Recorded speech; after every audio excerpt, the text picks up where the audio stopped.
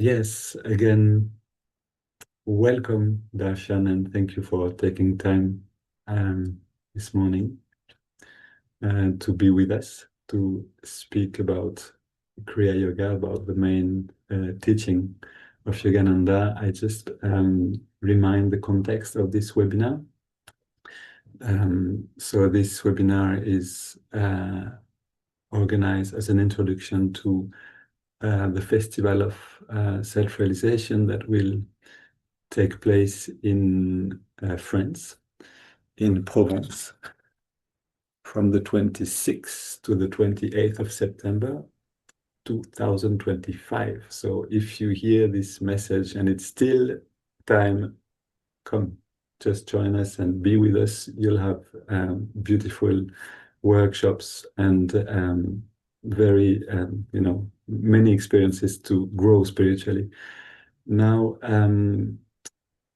Darshan is here. He will be with us during the festival. He will be one of the main speakers. Darshan is, for those who don't know him,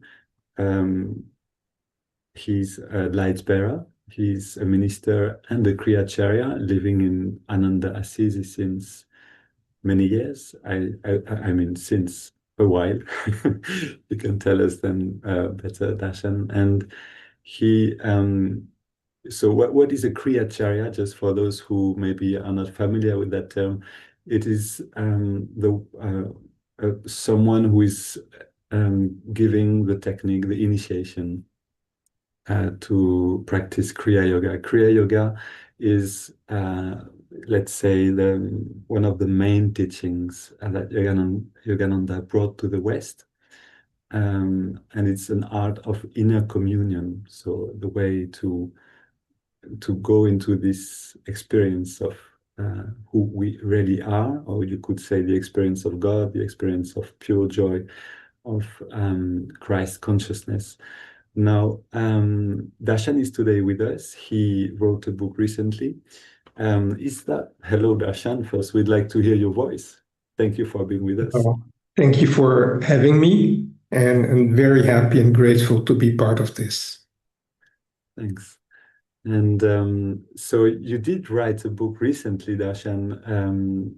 I know you did. That's not the only book you wrote, but is that the first on spiritual matter? It's the first one that is explicitly about spirituality. I wrote a novel in Italian. This one I wrote in English. It's coming out in Italy in a week or two. And this one is explicitly mostly about the teachings of our Param Guru, Swami Sri Yukteswar. Thanks. So Param Guru is the guru of the guru, you could say, the grandfather guru. So yes, Yogananda had a guru, his name was Sri Yukteswar, and he gave teachings about what he called the meannesses of the heart. Now, and we're going to speak about this aspect, of course. We'll enjoy, your presence here to know more about your book, about what you are proposing there. The theme of the webinar is Kriya Yoga, revealer of the soul. Now, why, if the soul is always there and cannot be destroyed, cannot be burned, cannot be changed in a way, why do we need to reveal it? I don't know if it needs to be revealed, but we must realize who we really are, that is what we really are, so that we get into a state of consciousness where, as you say, where we feel that there is no life nor death, that you cannot drown. It's what Krishna says in the Bhagavad Gita. And he describes the essential freedom of all limitations that comes when we realize who we really are. But that essence, that spiritual essence, is covered by many, many layers of different kinds of consciousness, which is usually summarized as ego consciousness. So there is a sense in our heart that separates us from from that essential, deep soul awareness. And that is called, usually is called ego, it can be called desires, it can be called many different things. So Kriya Yoga, when we start practicing that, then we are in a way dissolving those different veils that separate us from that cover our most intimate essence. And Kriya Yoga helps to dissolve that, and then gradually all the layers dissolve, and then what remains is who we really are. I don't know if that's a revelation, but it is definitely realization. Mm. Thank you for the image. So as we clean a piece of, you could say a piece of gold or a piece of a metal that is shining from what is covering it. And so about this covering, of the pureness of the soul, in your book, you mention the 8 inner tensions described by Sri Yukteswar, those meannesses of the heart from which we must free ourselves.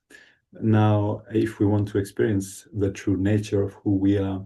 Now, when I did read the 8 meannesses of the heart, some of them I could relate to them. I could see, them expressing in my daily life, in my interaction with people sometimes. But some of them not that doesn't really resonate. I don't know exactly how to see them. Could you help us, taking one of these meanness of the heart, for example, and help us to see how it can manifest concretely in our relationship, in our daily life? I can try. First of all, he speaks of the heart. So what does that tell us?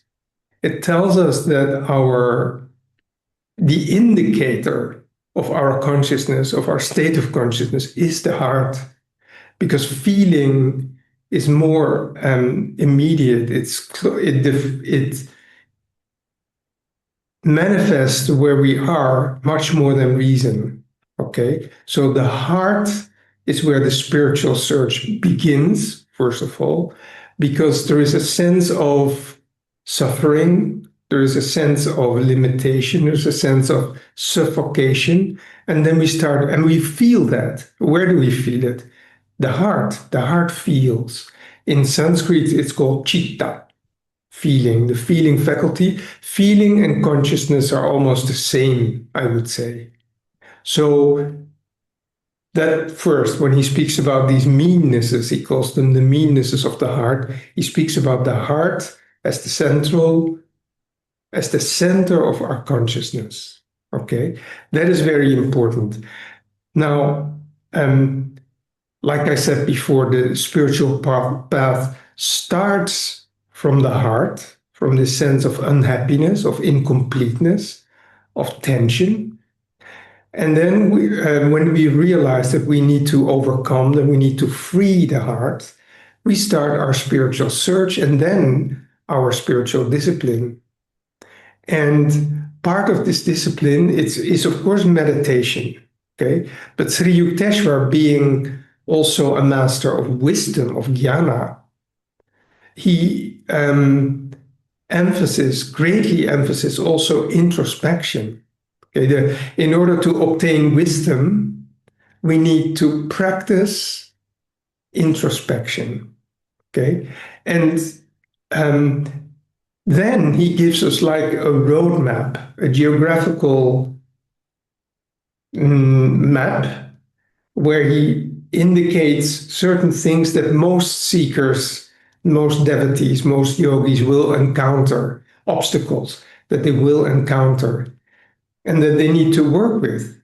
So on the one hand, when you practice meditation, there's already a sense of letting go. Okay? There's a sense of detachment, like when you were guiding us in observing the breath.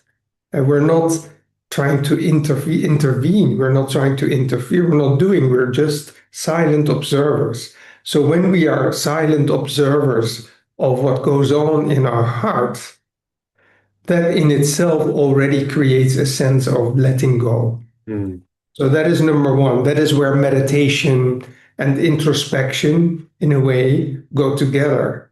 But then we move from we cannot meditate 24 hours a day.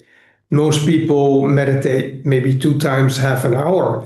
Some people don't meditate. Some people meditate sometimes. Some people have moments of inner stillness, even though they don't meditate.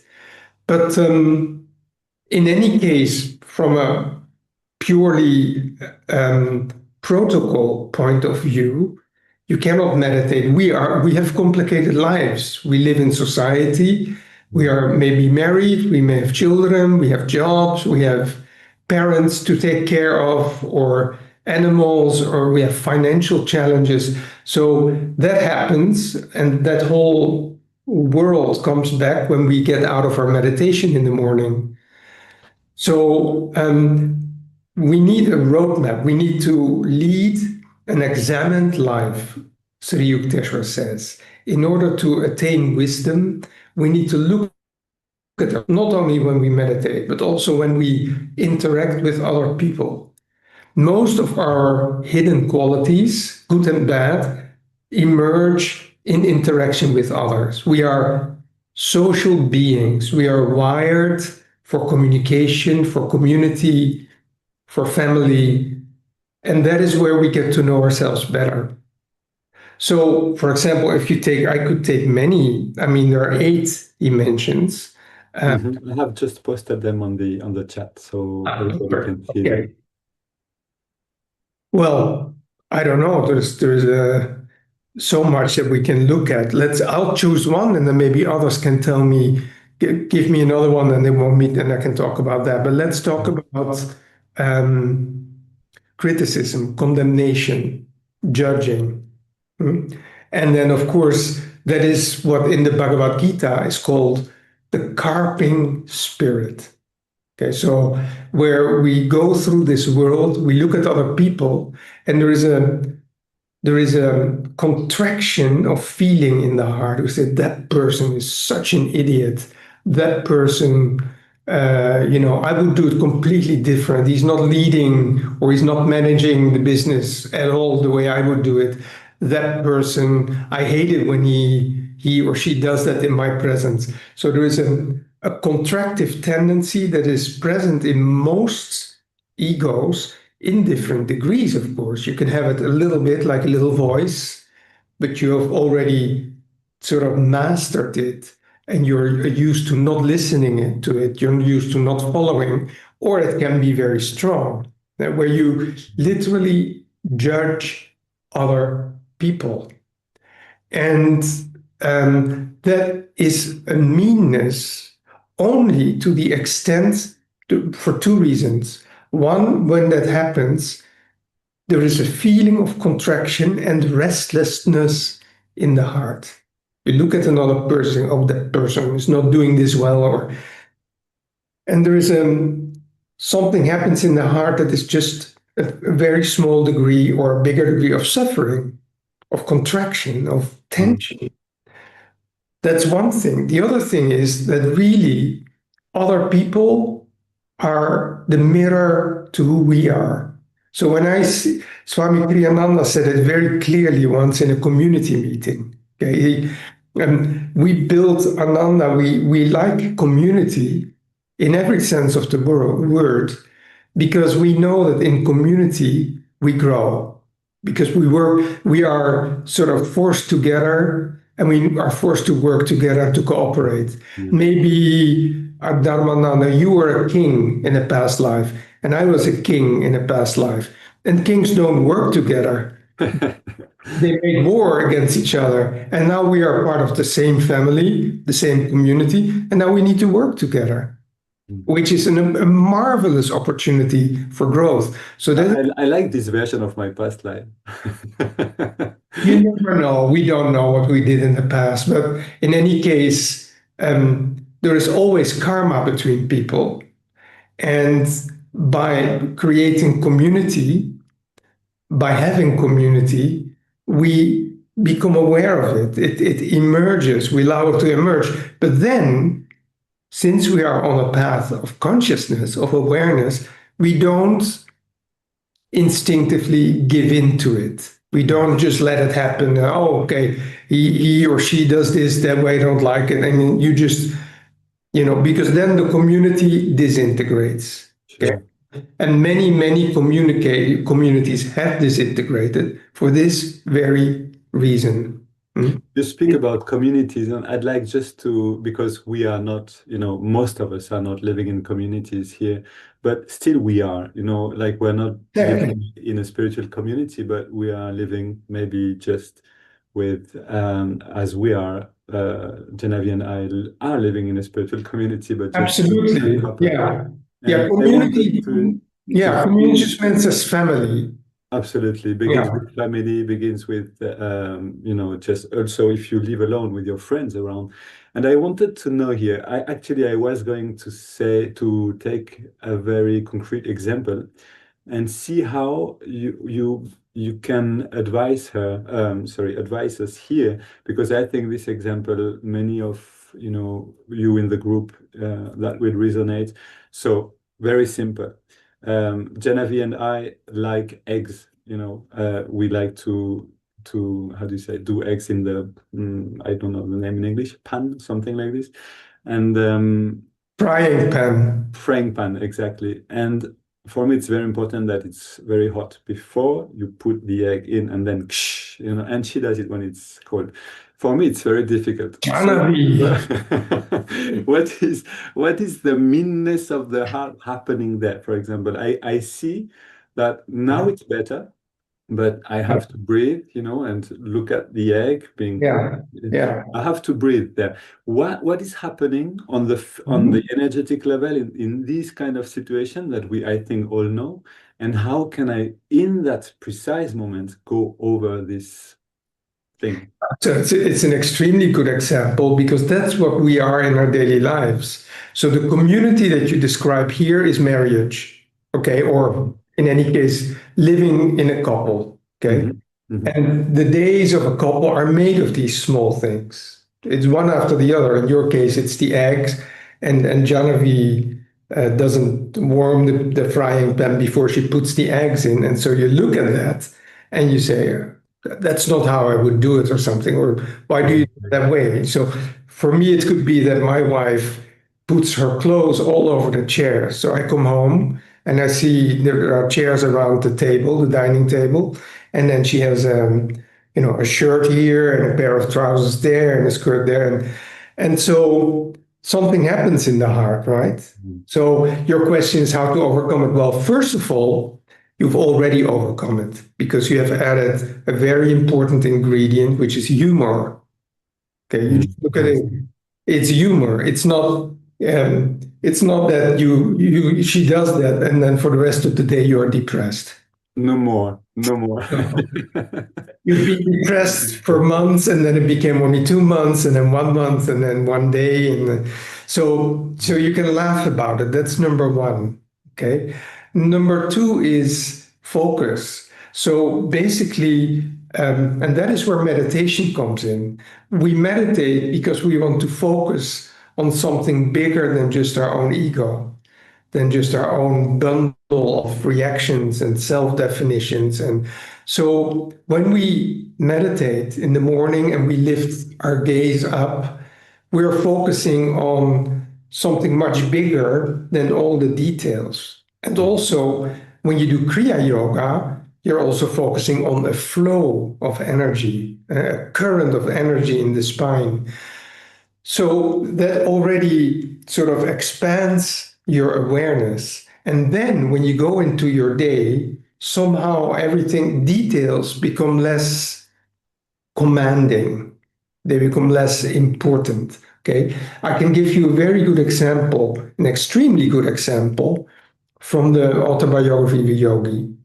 So try to imagine a very difficult situation. Now here we are not in a marriage, we're not in a home, we're in an ashram. Okay, the ashram guided by Swami Sri Yukteswar. Okay, and Mukunda, who later became Yogananda, he lives in that ashram, and he receives the master's, his guru's discipline, and he serves there, and he is naturally, I mean, he is completely dedicated, of course.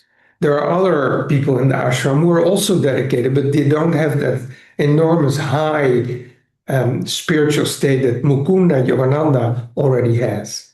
Now comes another boy, a new boy in the ashram, and somehow Sri Yukteswar grows very fond of that boy. He likes him, and he gives him, and the boy behaves very badly.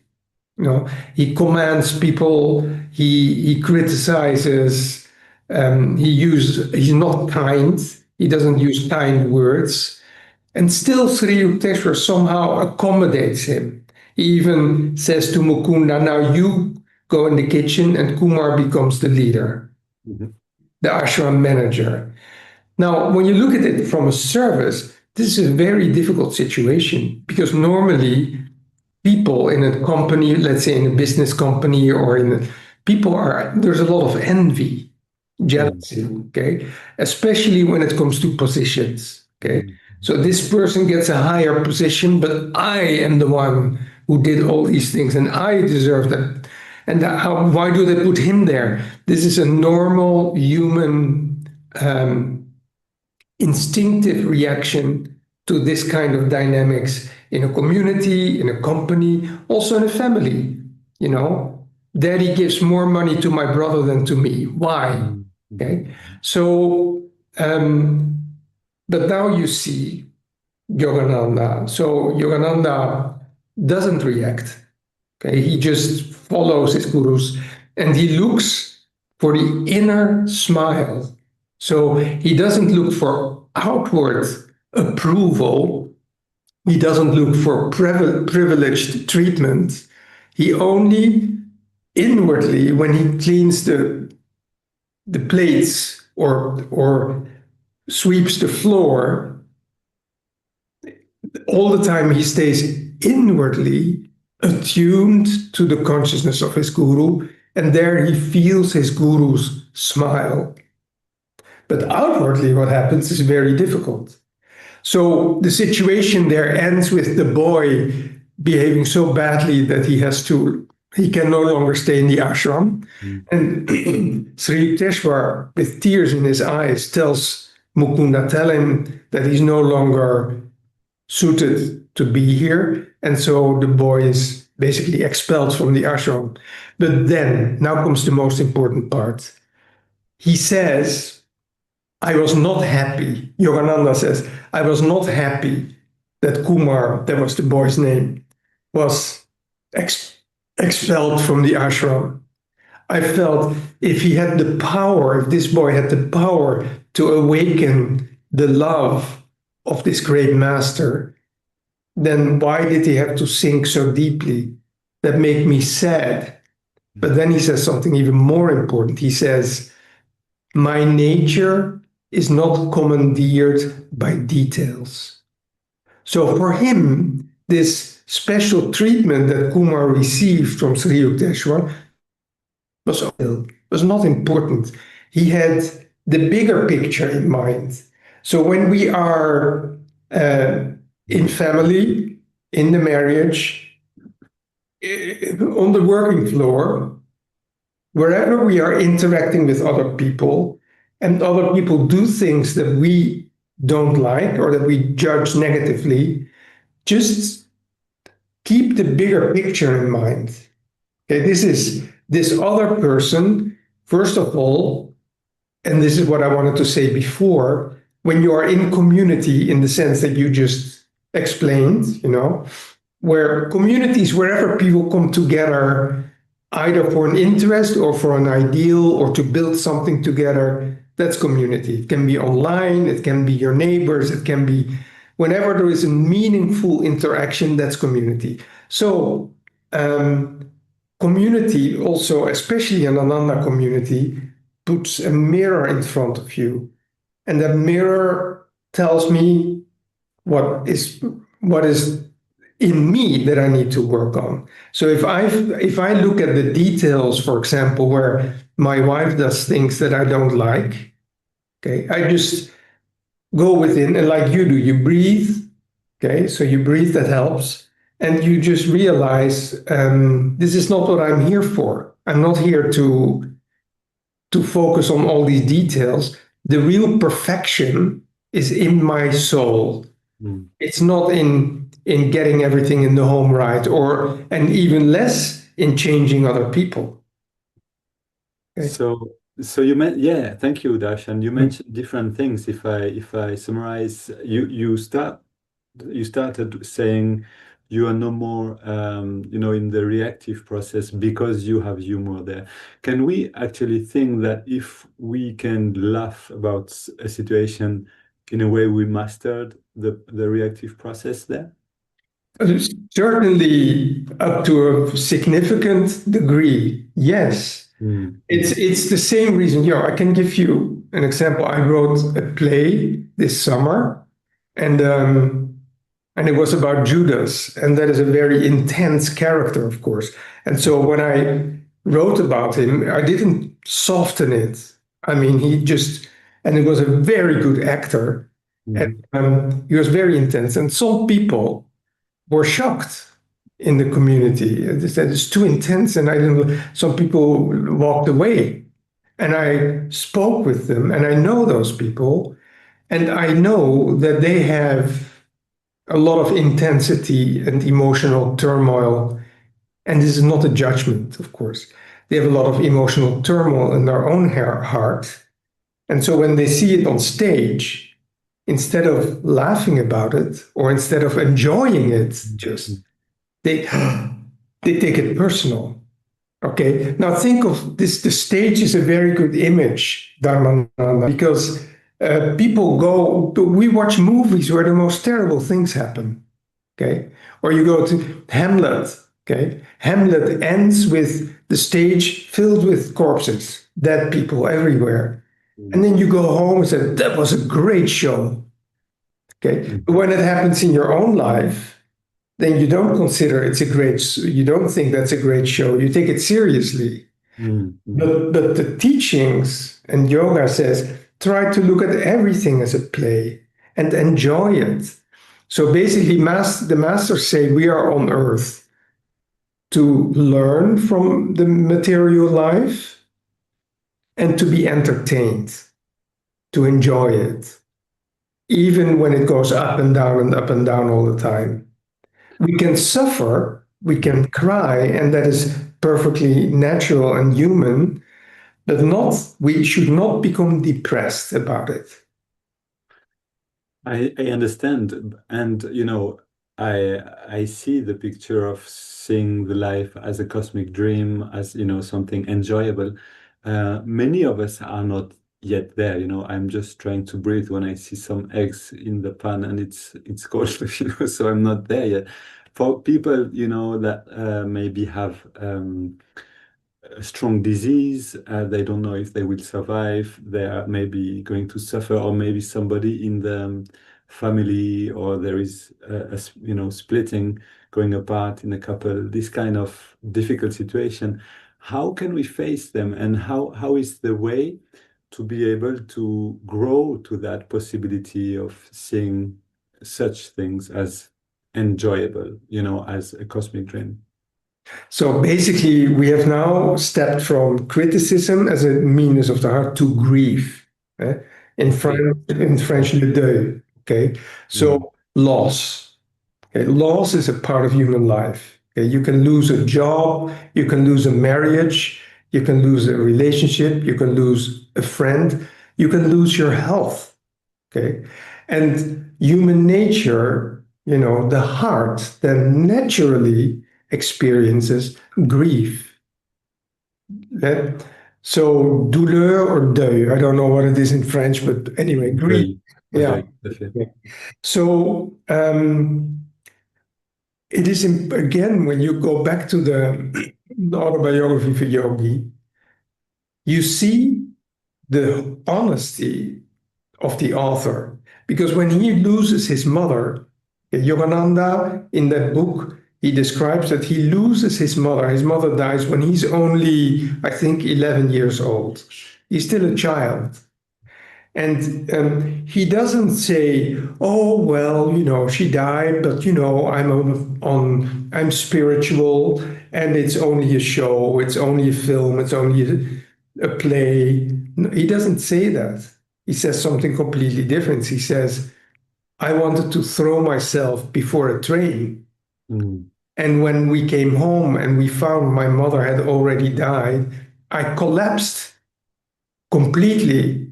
I broke down, and it took me 3 or 4 years to find healing in my heart." Okay, so grief is a natural condition of the heart. Now, there's two things to it. One is, what does he do with his grief? He describes it. He says, "I prayed, I had lost my earthly mother, and I started praying to my divine mother." Okay? Because I knew that only she was going to help me to get over this. It was too hard for me. So he prays, but not just like, "Our Father who art in heaven, hallowed be thy name."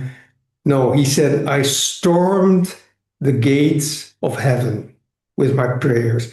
Not just one day, but like 3, 4 years, every day, every night.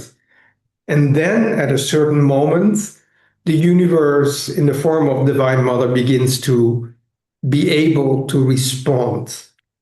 And he meets a master who is a devotee of Divine Mother, and through his intercession. Yeah, sorry, I had a phone call coming in now. Where are you? Through his intercession,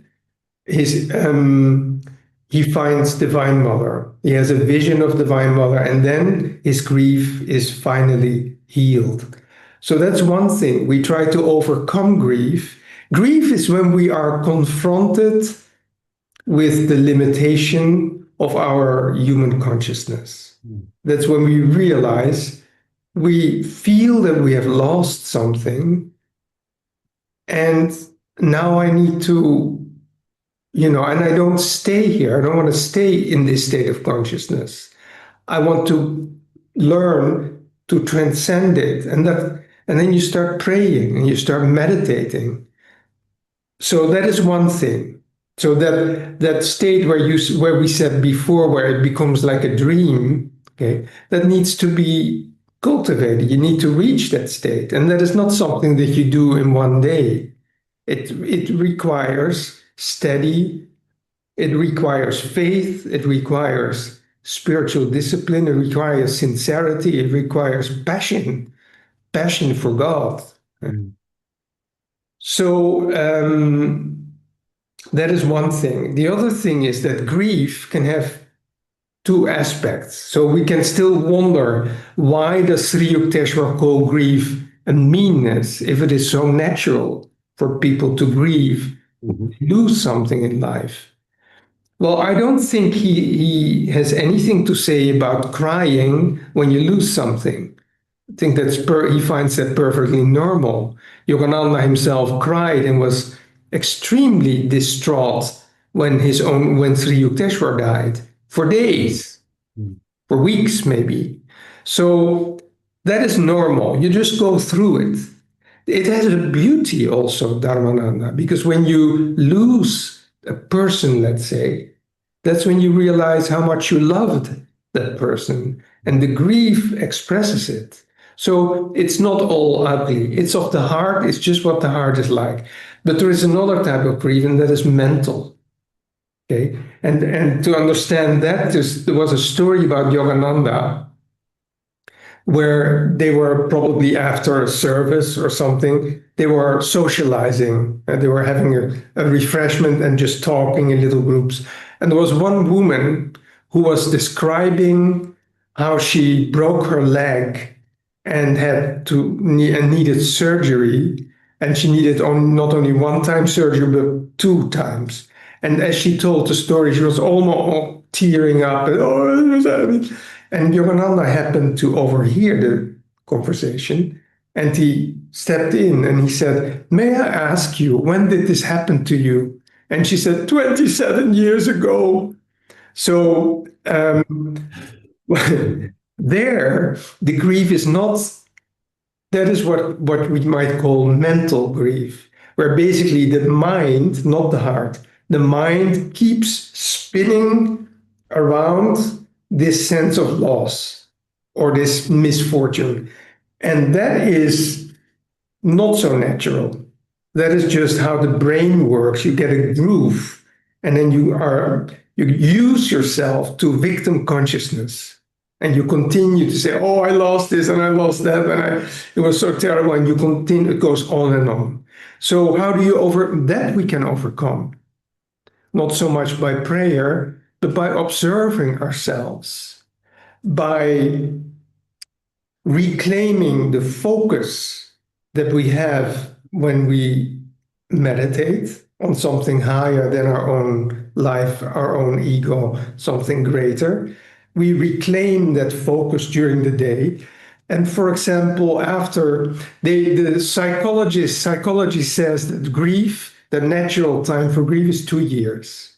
Okay. And grief has a natural way to go. If after 2 years that loss has not yet found a natural place in your heart and in your life, then they speak about a failed grief process. Mm. So in any case, what I think that Sri Yukteswar means when he calls that a meanness of the heart is just don't feed it too much with your mind. Allow grief to happen, but detach your mind from it. Mm-hmm. Not in the beginning. I mean, of course, you need to talk about it with people. You need your friends. And when life becomes difficult, friends become so important. And you can talk about it, but after a certain period, you have to learn to focus on something else also. And also beginning to enjoy. I mean, we've had a very difficult situation in our community. One of our sisters died very young. Her name was Vinaya. She died last month. And her husband is alone and he's distressed. He is, and what do you call that in English? Not just distressed. Anyway, he's grieving. Mm. So the other night, I called him, said, "Let's go for a Chinese meal. There's one Chinese restaurant nearby, and that's where I like to go." And so he said, "Yeah, let's go." So we went, and before we entered the restaurant, he looked at his left, "Look there." And there was a beautiful sunset happening. So, and then later he cried again, talking about his wife and the fact that he's living alone in that house and that everything he sees reminds her of his wife. But what I'm trying to say is there is no depression, there is grief. And how can you tell that there is no depression? Because he was still able to enjoy a beautiful sunset. Mm-hmm. So grief on a mental level, on an emotional level, it needs to be, you need to allow it to happen. On a mental level, you need to manage it. And then you overcome it. Mm-hmm. Thank you. Thank you very much for these testimonies, these testimonies of real situations that happen also in the community and around you. I think that can speak to the people here.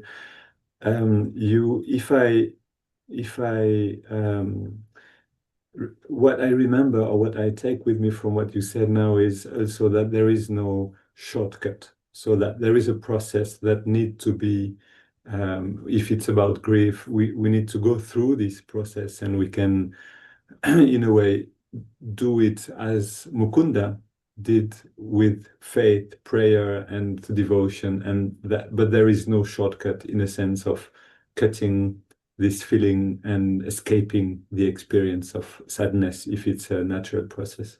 Absolutely. And just one more thing quickly. So when you were guiding us in meditation, that was wonderful, and you sit upright. But when we speak about Yogananda in this context, it was not just that. He was crying. When he was praying to God, he was shedding tears all the time. There was a passion there, you see. So Which his is emotion was offered in a new direction, exactly, you would say. yeah, yeah. And that brings us to so I just wanted to also to tell everybody that you're welcome if you have questions. We are going to open very shortly for questions from the group to Darshan. I just like to, and after that, we'll have time if you'd like, if you, for those who want to stay a little, we can meet in breakout rooms and speak about our own ways to go beyond the meannesses of the heart, these inner tensions. We will guide you into the breakout rooms later, just telling you that now so you know what's coming. But so another question, Darshan, before we open to the group is today, and this is also linked to the festival. So for the festival in at the end of September now, the theme is the tools of transformation of Dvapara Yuga. There are many personal development methods, like psychology, positive thinking, uh, techniques in a way to manifest your wishes and desires and so on. Some seem effective, and we will enjoy some of them during the festival. But in your view, what is the essential difference between these modern approaches and the science of Kriya Yoga as transmitted by Yogananda?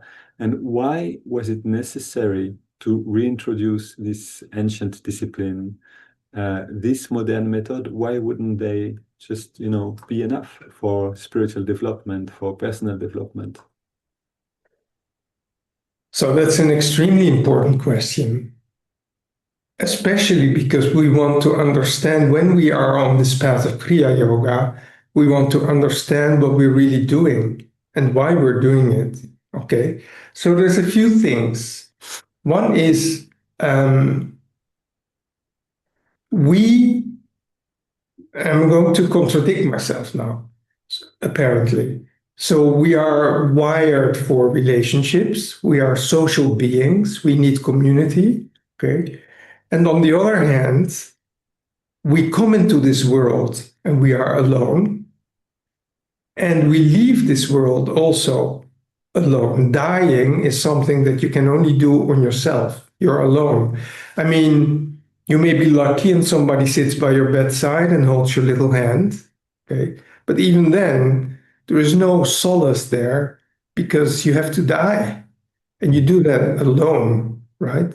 So, Kriya Yoga, when you go deep into it, takes you to a space, okay, where you basically already die.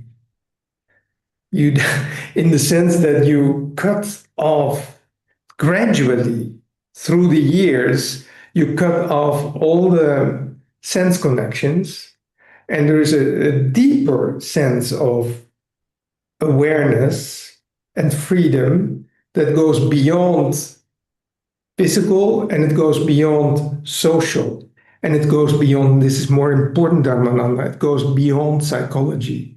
It goes beyond the psyche.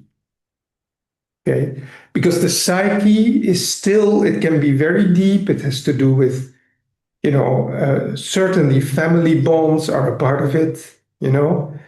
So family constellations are a part of what we are, who we are. What my grandfather did is important for me in a way, and what my great grandmother did is also important for me because everything is connected, right? But that is one thing. Psychology is important. We just spoke about it in a way. There are other new age methods. Working with energy is important.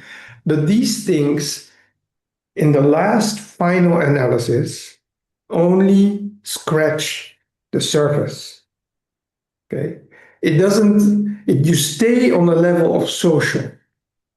So you're working with the personality, you would say, with the reorganization of the ego. Would you say that It's like you reorganize your ego, you become more aware, there's joy in that. It's Mm. good. I mean, I did it myself, and in various times in my life, I looked for a therapist. I did some psychotherapy. There's nothing wrong with it. But what Mm. I'm saying is that Kriya Yoga is self-healing. It's the self with a capital S. It cuts through all the layers of the psyche, and it takes you to a space where of complete emotional and social self-sufficiency. So you don't need anything from anyone else anymore. You don't need anything from yourself anymore. You're just where you are, and it's good. So Mm. there's a sense of freedom in that that cannot be equaled by anything else, that you can find in other methods of healing. Okay, so that's one thing. The other thing is, why do we need it? Well, this will also come up during the retreat, the Yogananda uh, festival or whatever, Yogananda Fest. We are ready for it. We have energy awareness, so we can use Kriya Yoga. We can use it. We can work with our breath. We can work with pranayama, learning to feel and to manage the energy in our bodies, in our systems. So that's why the masters say, here you have it. Now you can do it, and you become a master yourself. But Mm. also, Krishna says in the Bhagavad Gita, and he refers to Kriya Yoga, even a little bit of this practice will free you from dire fears and colossal sufferings. So, and why? Because this simple act of Kriya takes us beyond our own psyche. Now, there's another interesting thing that I wanted to add, because I know that you are very interested in family constellations. So there's something that Yogananda says about family. When you free yourself through the practice of Kriya Yoga, that is the best possible gift you can give to your family. He says, if I through Kriya Yoga find inner freedom, then my own family, 7 generations before me and 7 generations after me, will also be free. He means that it will have a tremendous impact. So when you practice Kriya Yoga, gradually you develop the power to manage and then overcome your genetic heritage, your genetic DNA. Kriya changes your DNA. Isn't that amazing? Yes, it is. So in a way, you would say the family constellations or the many different methods, for example, that we have in the world today are going to help us and put away blocks from our relationship to the world, the way we can access maybe abundance or express our talents in the world without so much um, blocks, actually. But if we want to transcend that, if we want to go in the experience of who we are beyond the human envelope, something else is needed. Is that right? That So, is right. That is right. And on the other hand, I can give it more nuance, if you like, by saying that there is a connection between the two approaches. Because in our Kriya, we need to be very honest. We cannot deny where we are with our emotions. It's like, and you're also interested in, I know you're also a Vedic astrologer. mm, It's like the difference between the moon and the sun. So the sun tells us this is where we're going. It's the spiritual eye. We focus on the sun. The moon tells us where we actually are, what we really feel. So there I am, Darshan. Okay, I just had a very difficult day. Okay, I had an argument with my wife. let's say. And The egg in the pan. And you had this terrible challenge of your wife not warming, heating the pan before putting the eggs in. This is just tragedy, total tragedy, of course. So anyway, just joking. So I sit down, I meditate. Janavi is reacting. So you're focusing on the sun because I sit down to meditate. But I also have to accept that my moon, that what I feel is drowsy and angry or hurt or depressed. But you don't stay there. You accept it. And then you say, do I want to remain here? No, thank you. Then when you use your willpower to focus on the sun, then you will find that your feelings also become more aligned, lighter. So you have to be, and what psychology does and family constellations, basically they make us more aware of our own subconscious mind. Because most of these family relations, our parents, our grandparents, our children, a lot of it happens on a subconscious level, right? And when you work with that through psychology or family constellations or others, okay, Evara. Yeah, the sound was a little. Okay. Do you hear Evara okay now, Prakash? Okay. So where was I? Yeah. So About the subconscious dimension of so the this. subconscious mind, it's the biggest part of our consciousness is subconscious. Okay. But the thing is that even a little bit of superconscious awareness brings everything to a different dimension. Mm-hmm. It takes everything to a higher level. But on the other hand, knowing more about the subconscious mind, there's nothing wrong with that. As long as you don't focus, as long as it doesn't have the last word, you can't just allow it saying, oh, my great grandfather did something terrible, and for the rest of my life, I'm going to walk around with this weight on my shoulder. No, it's like I have a friend from Germany. His grandfather or great grandfather was with the SS. Now, Mm-hmm. I can imagine how many Germans have had, grandparents who were with the SS, or even the French who were with on the wrong side during the German occupation. So that is good to know, and you want to be honest with it, and you say that's part of me because that's part of my genetic history.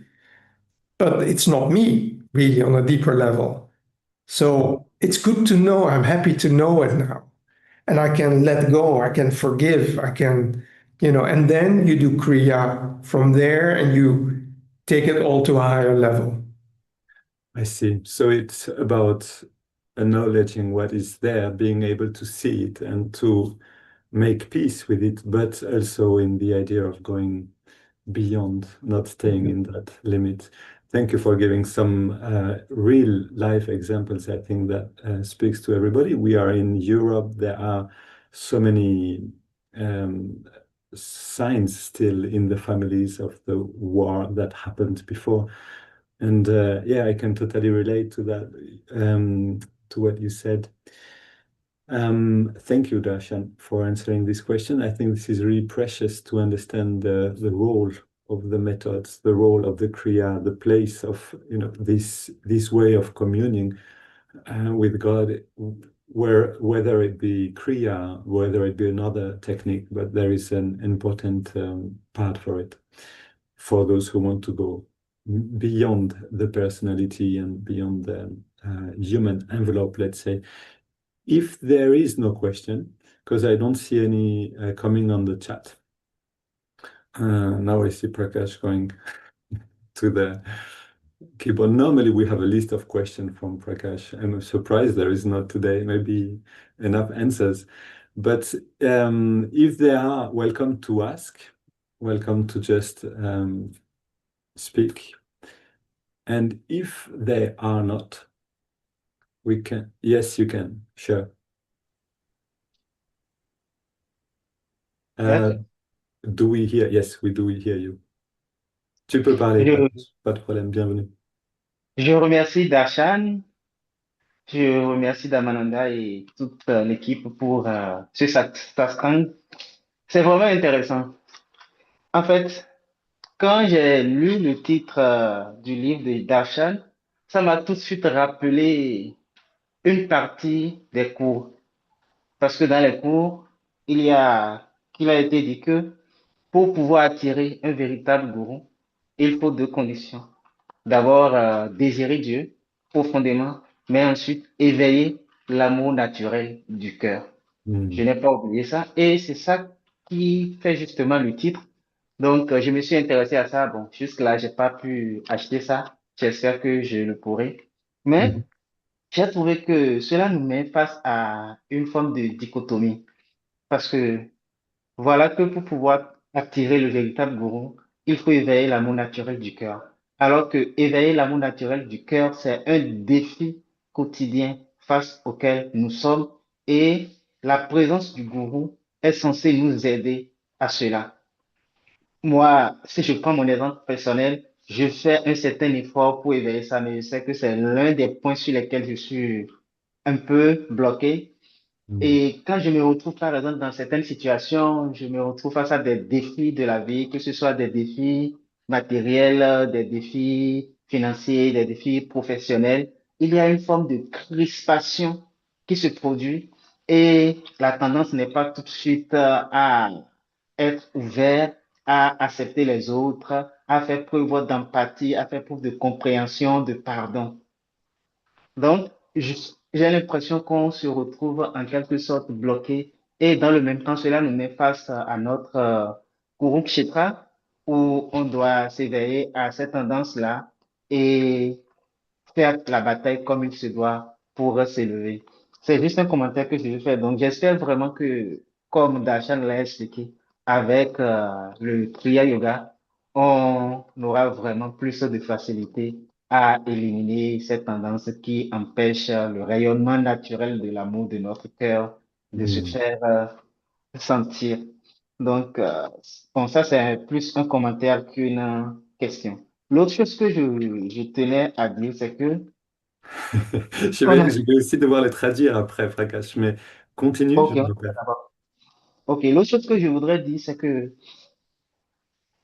normalement, nous, de notre côté, les débutants sur le chemin, on a l'impression que si on emprunte le chemin spirituel, c'est qu'on a fait un grand pas. Si on essaie de suivre la discipline d'un maître, c'est qu'on a fait un grand pas et que les Est-ce que choses tu, devraient être... Prakash, excuse-moi, est-ce que tu peux répéter le début? J'ai pas bien entendu.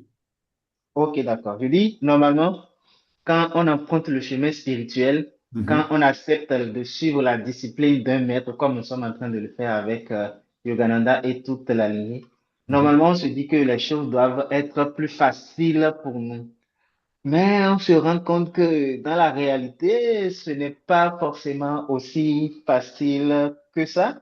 On se dit que, bon, maintenant on doit avoir la faveur du ciel et quand on décide, quand on veut réaliser certaines choses, on doit avoir plus de facilité pour y arriver. Mais ce n'est pas forcément ça. Si je prends mon exemple, ce que je sais pour le voyage, Mhm. bon, le raisonnement de l'homme débutant sur le chemin, c'est OK, je vais faire quelque chose qui contribuera grandement à mon évolution spirituelle, à mon progrès spirituel. Normalement, Mhm. tout le ciel devait applaudir et éliminer toutes les formes de blocage. Mais on se rend compte que c'est justement à ce moment que beaucoup de difficultés sont là. Ce n'est pas pour décourager. Ça me rappelle juste une histoire d'un autobiographie d'un yogi ou bien d'un l'essence de la réalisation du soi où je pense que c'est Sainte Thérèse qui était en train d'aller inaugurer une école ou bien un orphelinat et elle devrait être portée par des gens, mais le courant, il devrait traverser une rivière, mais le courant était tellement fort que elle est tombée dans la rivière et puis quand elle est sortie, elle a demandé à Dieu, mais tu es censé m'aider, faire en sorte que cela soit plus facile, non? Et Dieu lui a répondu, il aime éprouver Yeah, yeah. ses amis. Voilà. Mhm. Donc, Mhm. So on met maybe beaucoup you can de facilité à translate. ça. Sure, I will try. But est-ce que tu as terminé, Prakash? Tu avais une Oui, question oui, ici? j'ai terminé, c'est bon. Comment est-ce qu'on peut faire vraiment pour pouvoir dealer avec ça, pour rester sur le chemin, ne pas se laisser D'accord. au Ok, découragement? c'est une question Voilà. essentielle, tout à fait. So thank you. Prakash is saying two things. One is a Merci. commentary, which is, I think, really relevant. It's we are so in your book and in the teachings, because he's going the path to Kriya, so he received the teachings from Yogananda, and he says there is a paradox there, paradoxicon, paradox. He says. We in order to go towards self-realization, we need to have a guru and we need to awaken the natural love of the heart. But we need to awaken the natural love of the heart in order to be able to receive a guru. When this actually, we need the help of the guru to awaken the natural law of the heart. So he makes a comment here saying, this is not easy. He needs to, sometimes he has reactions in his daily life and he finds it difficult to access the natural law of the heart in the midst Yeah, of of course. Yeah. and But there is one more thing. I just saying the two things he said. And in the second thing, because Prakash is supposed to come for the initiation, but we have difficulties to get the visa from Benin, which is the country where he lives.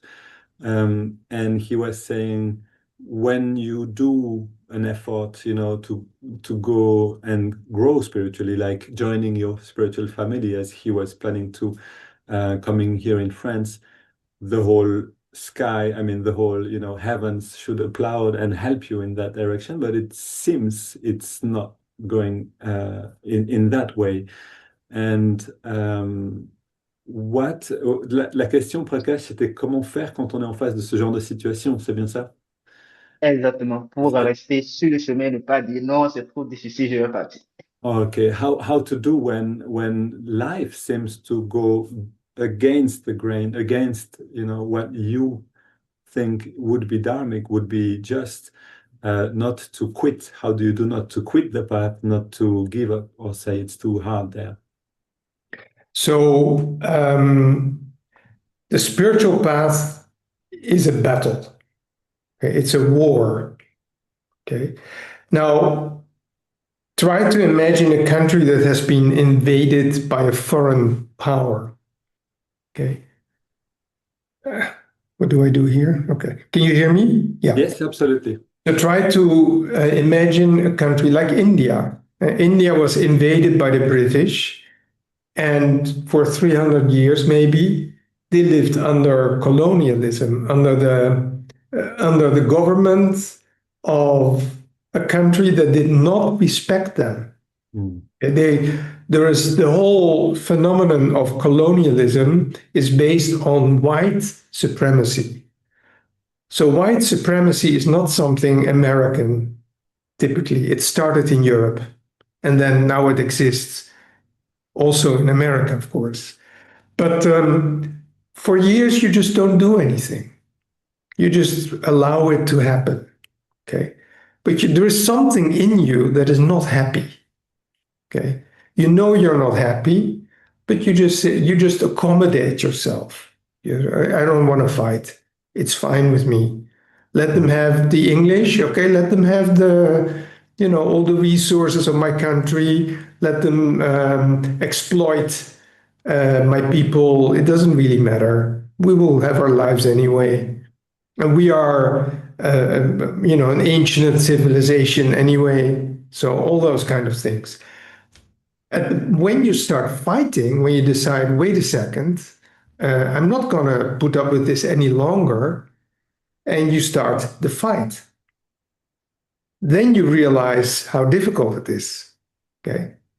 Then you realize that this world is not made to, to accommodate us. Then you, like in this case, it was Gandhi who took up the fight. Okay? And he had an incredible amount of challenges. to his mission, but he never gave up. Okay, and so likewise, when we come to a point where we say, okay, I'm going to look for the final solution to my problems. I want to develop, cultivate, achieve cosmic consciousness, a state of awareness where I am free. Okay, then the battle only begins. It begins with the realization, okay, I need to do something.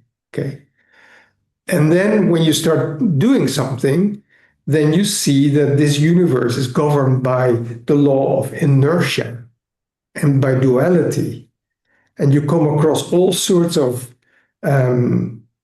obstacles.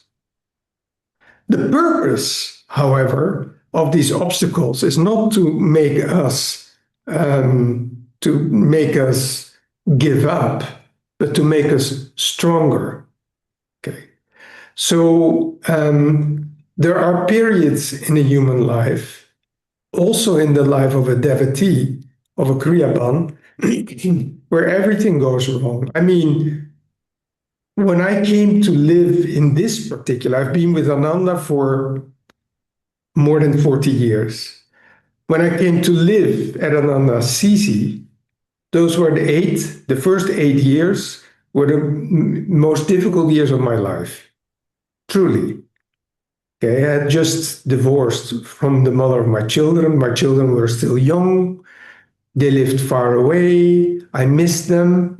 I felt guilty. I was serving in the school in our community. I loved it, but at the same time, there were challenges every day.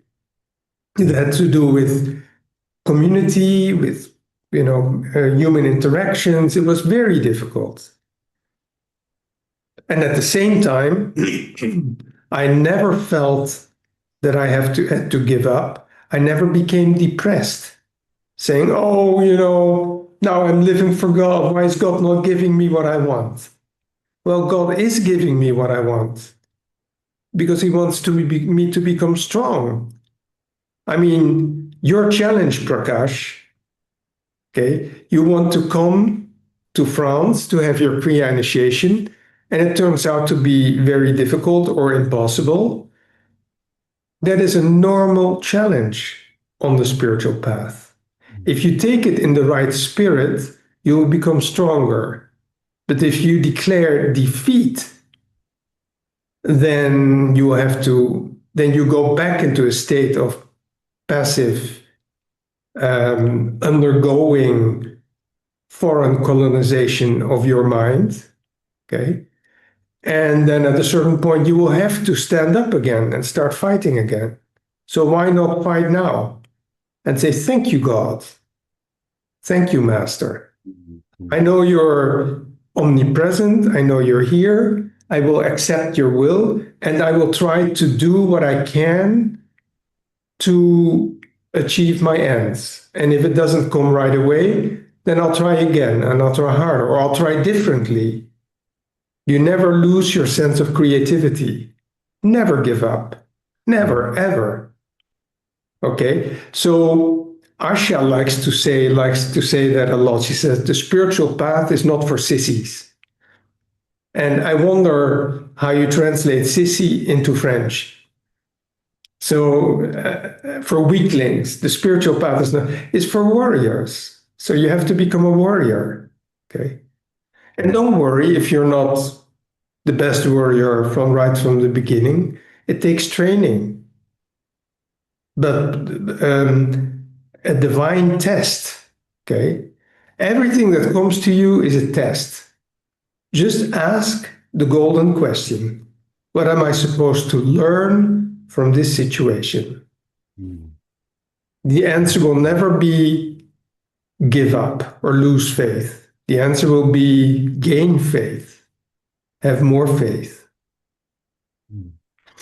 Beautiful. Thank you very much, Darshan. These are words coming from the heart, and we are with you, Prakash. Your spiritual family is here.